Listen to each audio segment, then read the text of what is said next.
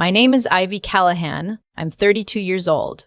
3 months ago, I came home from a work trip, sat down at my kitchen table, and ate a bowl of soup my sister had left in the fridge for me. By midnight, I was in the emergency room. By morning, doctors were using a word I never expected to hear about myself: poisoned. And when I finally learned who did it, I had to grip the bed rail to keep myself from falling apart completely. But let me start from the beginning. I'd been away for 4 days, a conference in Denver for the marketing firm where I work. Nothing special, just long days in conference rooms and bad hotel coffee. I remember being so relieved to get home. My apartment felt warm, the lights were low, and there on the kitchen counter was a note in my sister's handwriting: "Made you mom's chicken soup. It's in the fridge. Welcome home, sis. Love you." I smiled reading it. That was so like her. She had a spare key because she checked on my place when I traveled. We'd been close our whole lives. At least I thought we had. I heated the soup, sat down with my phone, scrolled through emails I'd missed. It tasted exactly like our mother's recipe, rich, a little salty, with those soft egg noodles that fall apart just right. I ate the whole bowl. Then I went to bed. Around 11:30, I woke up with a pain in my stomach that I can only describe as a fist twisting from the inside. I thought maybe I'd just eaten too fast, or maybe something on the flight had disagreed with me. I went to the bathroom. Then the nausea hit. Then I couldn't stop shaking. By midnight, I was on the bathroom floor, and I knew something was seriously wrong. I called 911 myself because I lived alone and I couldn't think of anything else to do. The paramedics came. I remember their faces. Calm, efficient, the way people look when they're trained not to show fear even when there's reason for it. They got me onto a stretcher and into the ambulance. I kept saying, "I think I ate something bad." One of them nodded but didn't respond the way you respond when you agree with someone. He responded the way you respond when you don't want to say what you're actually thinking. At the hospital, things moved fast. IV lines, blood draws, a doctor shining a light in my eyes, questions coming at me from different directions. I was too dizzy to answer most of them clearly. I threw up twice. My vision kept going blurry at the edges. At some point, they told my emergency contact, my best friend, Adrian, and she drove over in the middle of the night and sat in the waiting area for hours. She told me later she just kept texting me, knowing I couldn't respond because it made her feel like she was doing something. The next afternoon, when I was more stable, a doctor came in and sat down in a way that told me this wasn't going to be a quick update. She said my blood work showed elevated levels of something that wasn't supposed to be there. She said it carefully. She said they were running more specific tests, but that the pattern was consistent with ingestion of a toxic substance. She used the word deliberate at one point and then seemed to catch herself. "Are you saying someone poisoned me?" I asked. She paused. "We're not in a position to say that yet, but we've notified the hospital's patient safety team and they've been in contact with the police." The police. I stared at the ceiling tile above my bed and tried to make sense of what she'd just told me. Toxic substance. Not accidental. The police. Adrian was sitting beside me. I looked at her and she was already crying, trying not to show it. "It's going to be okay," she said. Her voice sounded thin. I spent 3 more days in the hospital. My sister came to visit on the second day. She walked in with flowers. Yellow tulips, which she knew were my favorite, and hugged me so tightly I winced from the IV line. "I was so scared," she said. Her eyes were red. She looked genuinely shattered. I held her hand and thought, there is no world in which she had anything to do with this. She's my sister. She left me that soup because she loves me. I didn't say any of that out loud. I just held her hand. What I didn't know yet was that the police had already been to my apartment. They had already taken the remaining soup from the container in my fridge. They had already begun asking questions. My sister was one of the people they asked. I found out about this the same way I found out about most things that week. Secondhand, slowly, in pieces. A detective came to the hospital on my 3rd day. He was a quiet man, polite, the kind of person who chooses every word deliberately. He told me the preliminary lab results on the food sample had come back. He told me there was a substance in the soup that did not belong there, a compound found in certain rat poisons and a few other household chemicals. Odorless, mostly tasteless if mixed into something salty, and in the right dose, extremely dangerous. I sat very still. Someone put that in the soup? That's what we believe, yes, he said. I didn't say anything for a long moment. Then I said, my sister made that soup. We know, he said quietly. We've spoken with her. And she denies any knowledge of it. He looked at me carefully. Is there anyone else who might have had access to your apartment? Anyone with a key, or who might have known your schedule? I gave him Adrian's name, my landlord, the building super. And then, almost as an afterthought, I mentioned my brother-in-law, my sister's husband. He had been over to my place a handful of times. He knew my sister had a spare key. Once, about a year ago, he borrowed the key from her to drop something off at my apartment while I was at work. The detective wrote that down. I went home 4 days after I was admitted. The apartment felt different in a way I couldn't name. Not dirty, not changed. Just wrong. I threw out everything in the kitchen that I hadn't sealed myself. I changed the lock. I sat on my couch in the quiet, and I thought about the yellow tulips my sister had brought. How she'd hugged me, how frightened she'd looked. Was that guilt? Was that love? Was it both? I had no idea. The weeks that followed were strange and suspended. I was still weak. Whatever had been in that soup had done damage that took time to heal, and the doctors had me on a strict follow-up schedule. I went back to work part-time from home. I talked to the detective twice more. He didn't tell me much, but I'm a researcher by training, and I couldn't stop myself from trying to piece things together on my own. Here's what I knew. My mother had passed away 14 months earlier. She'd had a modest estate. The house I grew up in outside of Portland, Oregon, some savings, a small life insurance policy. She'd split everything equally between me and my sister in her will. The house had been on the market for about 8 months. We were close to a sale. The expected net after fees was around $340,000. Split 2 ways, that was $170,000 each. Not a fortune, but not nothing either. I knew my sister and her husband were under financial strain. He'd left his job the year before, some kind of falling out with his employer, though he'd never been specific about it, and he'd been doing freelance contracting work since then, inconsistently. They had a mortgage. They had 2 kids in daycare. I'd actually loaned my sister $4,000 about 6 months prior to help cover a gap month. She'd been embarrassed about it. She paid me back. I hadn't thought any of this was sinister. People go through hard times. I'd been glad to help, but now I was lying in bed at night doing math I didn't want to do. $170,000. If I had died, what would have happened to my share of the estate? I didn't have a will. I was 32 and healthy, and it had never felt urgent. Without a will, my assets would go through probate. I had no spouse, no children. My next of kin, my only immediate family, was my sister. She would have inherited everything. I told myself I was spiraling. I told myself that just because something is financially convenient doesn't mean someone did it. I told myself that my sister loved me. I had evidence of that.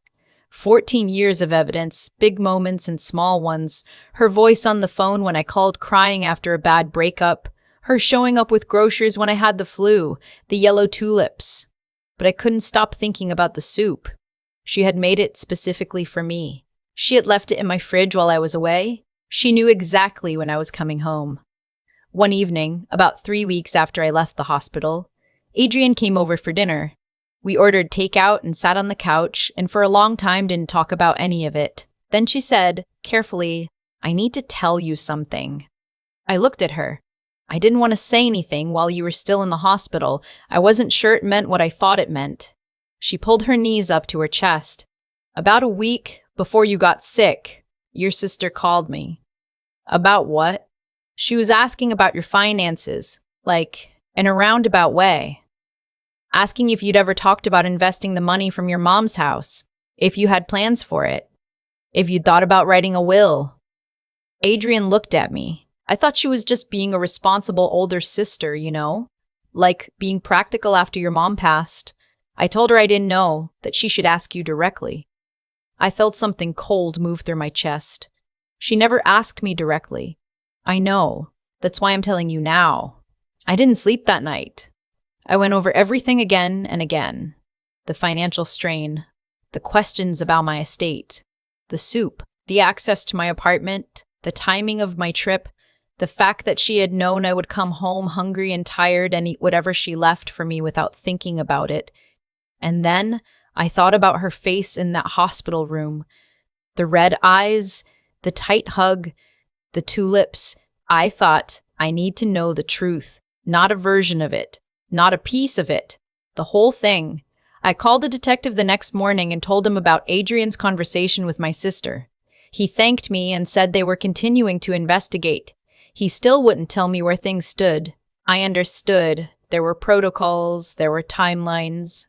But the not knowing was eating me from the inside. It was another week before something broke open. My sister called me on a Thursday evening. I almost didn't answer. When I did, her voice was strange, high and tight, the way it gets when she's trying to hold something together. "Can we talk?" she said. "In person, please." She came over the next morning. She looked like she hadn't slept. She sat down on my couch and for almost 2 minutes didn't say anything. I waited. I had learned in those weeks to just wait. Then she looked at me and said, "It was him." I didn't say anything. "My husband." Her voice cracked on the second word. "It was him. I didn't know. I swear to you, I didn't know until 2 days ago. My hands were very still in my lap. Tell me," she told me. She had found things on his laptop, search history he hadn't cleared, a purchase receipt from 3 months ago for a chemical compound, a forum thread saved in his bookmarks where someone asked about substances that were hard to detect in food. She'd confronted him. He'd denied it at first. Then he hadn't. "He told me he just wanted to scare you," she said, her voice hollow. "He said he didn't mean for it to be that much. He said he panicked and thought if you were just sick enough, maybe." She stopped. "He wanted the money from Mom's house, all of it. He thought if you were gone, we'd be okay. He thought it was the only way out." I sat with that for a long time. I didn't cry. I don't know why. I just sat there and looked at my sister's face, the face I had known since I was 4 years old, and I felt something I couldn't name. Not rage, not grief. Something quieter and colder and much harder to put down. "You used your spare key," I said. "He used it. He was in my apartment." She nodded. "While I was at the grocery store. He said he forgot something." I had no idea. She was shaking now. "The soup. I made it because I wanted you to have something warm when you came home. I made it at our house the day before you got back. I left it in a container in the fridge. He must have." She couldn't finish. I looked at her. "Is he still in the house? With the kids?" "He left. After I confronted him, he left. I don't know where he is." I called the detective while she was still sitting on my couch. I told him everything she told me. He told me to have her come in. He told me not to contact her husband. 2 days later, my brother-in-law was arrested at a motel outside of Salem, Oregon. The charges included attempted murder and aggravated assault. The search history on his laptop, the purchase receipt, and a text he'd sent to himself, a note about dosage, about timing, were all recovered. He had not been as careful as he thought. He pleaded not guilty. The trial took about 4 months. I sat in that courtroom and watched him. The man who had stood at my sister's side at her wedding, the man whose kids I had babysat, the man who had sat at my mother's kitchen table and laughed at her bad jokes, and I tried to understand how someone gets there. How you look at the person who loaned your wife $4,000 without hesitation and decide that the cleanest solution is to kill her. I don't think I'll ever fully understand it. He was convicted on both counts. The judge sentenced him to 22 years. He'll be eligible for parole in 14, but his attorney has said he plans to appeal, so there are more months of this ahead, more courtroom days, more sitting in that room trying to hold myself together. My sister testified against him. That was not easy for her. I know that. We don't talk about it much, but I know. She sat in that witness box and told the truth, and her hands shook the entire time. Whatever she is to me now. And I'm still figuring out what that is, she told the truth. The house outside of Portland sold while the trial was ongoing. After fees and taxes, my share came to $168,000. I have it in a high-yield savings account.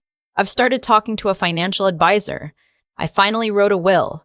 None of that feels triumphant. It just feels like surviving. People ask me sometimes if I've forgiven my sister. They mean well, I think. They want a clean answer. I don't have one. I love her, that part is still true. I also know that she kept a spare key and that her husband used it, and that she didn't ask enough questions about where he was going that afternoon. I know that she asked Adrian about my finances and never asked me. I know she brought me yellow tulips in the hospital while her husband was waiting to find out if what he'd done would work. I don't think she knew. I truly don't. But knowing and not knowing exist on a long spectrum, and I'm still figuring out where she falls on it. What I do know is this. The person I thought was my closest ally, my family, my blood, turned my own kitchen into a threat. He used my sister's love for me as the delivery mechanism. And the thing that still gets me, even now, even months later, is the note she left on the counter. Made you mom's chicken soup. Welcome home, sis. She meant every word of that. And he used it anyway. I keep that note in the back of a drawer in my desk. I don't know why I kept it. I think because it's real. It's the truest thing in this whole terrible story. Her handwriting, her intention, the love behind it, and I don't want to let what he did take that from me too. Some days, that's enough. Some days it isn't. But I'm still here. I'm still at my kitchen table. And I've learned that survival isn't always loud or triumphant. Sometimes it's just making it to the next morning, putting the kettle on, and choosing not to let the darkness of what one person did swallow every good thing that came before it. That's where I am. It's not the ending I would have written, but it's mine. I keep coming back to the note on the counter. Made you mom's chicken soup? Welcome home, sis. She wrote that. She meant it. And somehow that one true thing sitting inside all that ugliness is the hardest part to carry. For a long time after everything happened, I tried to find the moment where it all went wrong. Like, if I could just locate the exact turn, I could understand it, or undo it, at least in my head. But I don't think it works that way. What my brother-in-law didn't come from nowhere. It came from months, maybe years of choosing the easy thought over the honest one. Choosing to see my share of my mother's estate as an obstacle instead of something that simply belonged to me. Every small rationalization he made, every time he told himself that money was tight, that life was unfair, that he deserved more, it built something. And eventually that something became a purchase receipt for a chemical compound and a note to himself about dosage. That's what happens when a person keeps feeding the worst version of their own reasoning. It doesn't stay small. What I've had to sit with, and it took me a long time to get here, is that I had no control over his choices. None. I loaned my sister money without hesitation. I never held the inheritance over anyone. I was, by every measure I can think of, a fair person in that situation. And I almost died anyway. That's a hard thing to make peace with. The fact that doing right by people doesn't protect you from what they might do. But it does mean something. It meant something to the detective who looked at the full picture. It meant something in that courtroom. It meant something to my sister when she had to decide whether to tell me the truth. The thing that actually saved me wasn't luck. It was clarity. The ability to sit in a hospital bed and keep thinking, keep asking questions, keep trusting my own read of what was real, that my husband in the original story, that my own gut, even when other people were telling me a different version. That kind of thinking, the kind that doesn't panic and doesn't quit, is something you build. It's built from every hard conversation you didn't run from, every uncomfortable truth you chose to face instead of explain away. I think about Adrian sitting with that phone call from my sister for 3 weeks, turning it over, deciding finally to tell me. That took something real. It took the courage to say a true thing even when it was easier not to. And then there's my sister. I don't know what to call what she did when she testified. It cost her everything. Her marriage, her sense of her own family, her kid's father. She did it anyway. I'm not ready to say we're okay, but I'm also not ready to say she isn't brave. Both of those things are true at the same time, and I've had to learn to let them be. What I know now is that survival is not a single moment. It's a series of small decisions to keep going, to ask the next question, to tell the truth one more time, to not let what one person did collapse everything that was good before it. I'm still making those decisions. Some days they're easy. Some days I heat up soup from a can and have to remind myself to just eat it. But I do, and then I make it to the next morning. That's enough.